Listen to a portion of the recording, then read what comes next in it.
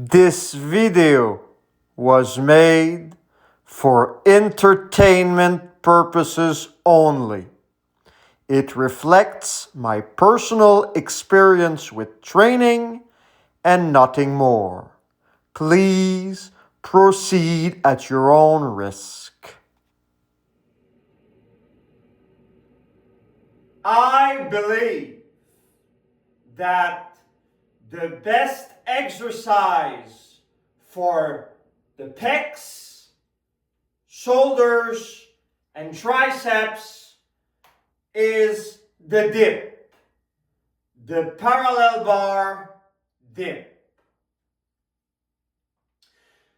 The dip or the parallel bar dip is a compound movement, a compound exercise that is very similar to the squat. Now, I know many people call the chin-up the upper body squat. And it is true that the chin-up is kind of the equivalent of an upper body squat when it comes to the indirect effect. But with the dips, with the parallel bar dip, even biomechanically, it is very similar to a squat. Just think for a second about the negative portion of the rep, the eccentric part of the rep when you go down. Just like with the squat, ideally you would stop when your upper arm is parallel to the floor before reversing. Shluk. Ideally.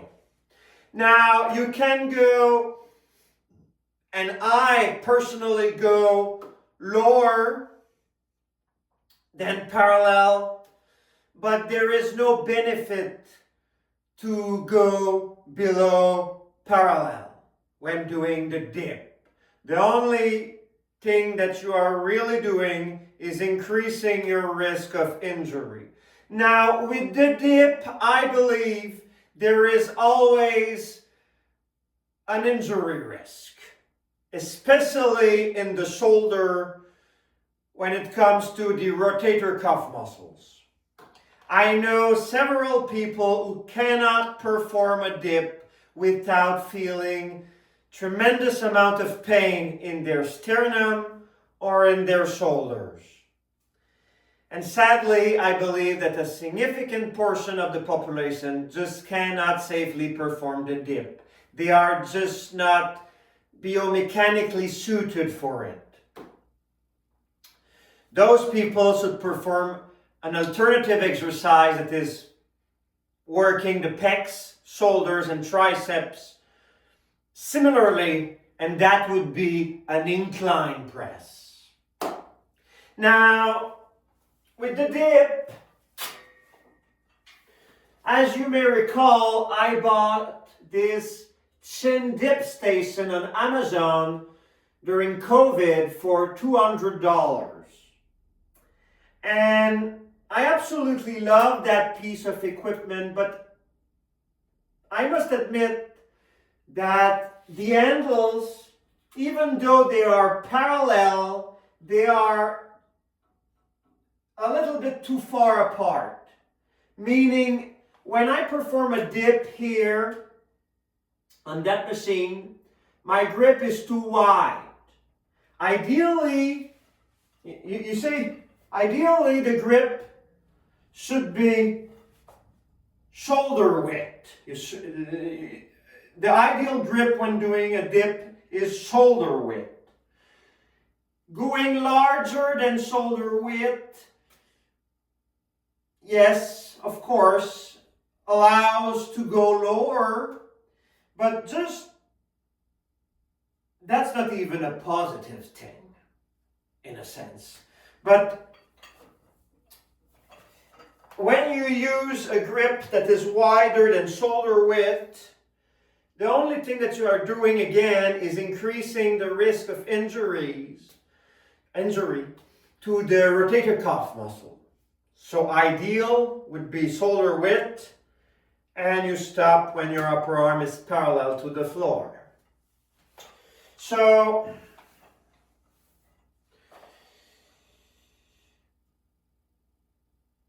I go lower than that because the width is so wide, so it's easy to go lower. But that's not something that I would recommend. To better demonstrate the proper form of the dip, I decided to edit the video.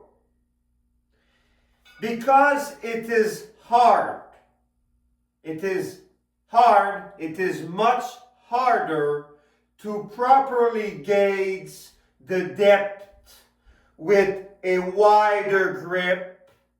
I decided to edit the video and I placed boxes and objects below me in order to have a depth reference.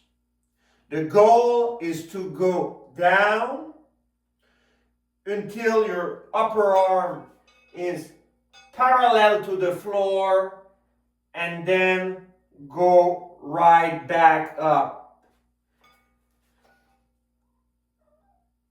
Going lower isn't worthwhile. So let's demonstrate the proper form of the dip.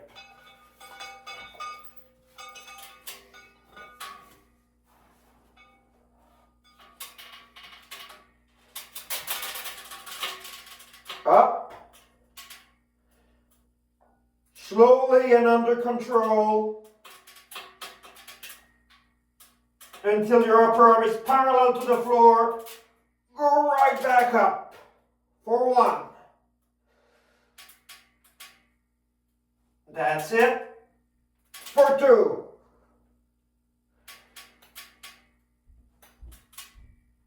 Three.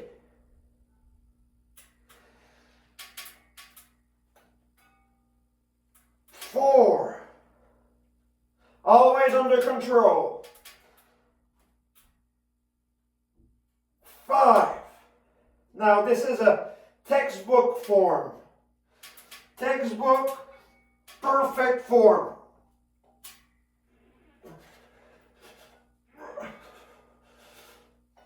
Can't go any lower, higher.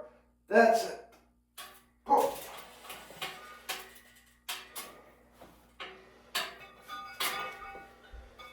So this is how to properly perform the dip. You go down until the upper arm is parallel to the floor, and then you go right back up.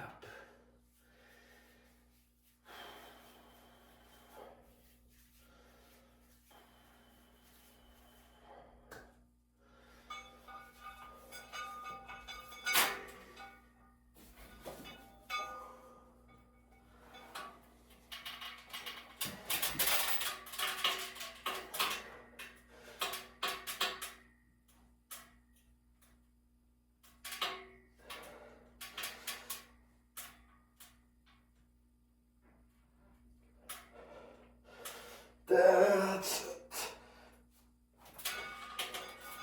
Safe and effective. The upper body squat. Thank you very much. In summary, I believe that the dip is like an upper body squat. It is, I believe, one of the best exercises for the chest, the shoulders, and the triceps. Not everyone can perform it safely. Not everyone is biomechanically suited for the dip. Those people should look for an alternative. I believe that the incline press is a very good alternative to the dip for those who feel discomfort or pain when performing the dip. That being said, for those like me who can perform it, ideally you would look for bars that are shoulder width apart. Parallel bars, shoulder width apart. It's much safer for the shoulder and much easier to know when your upper arm is parallel to the floor. Now, if the only piece of equipment you have is a station like I do, whose handles are a little bit too wide, or a little bit too far apart from each other, yes, it's not as safe as using a shoulder width, but you can mitigate the problem like I did by placing boxes below me in order to stop the movement when the upper arm reaches the point where it is parallel to the floor. There is no value in going below that point, only additional risk. So this is why I edited the video, because I believe it is important to show proper form.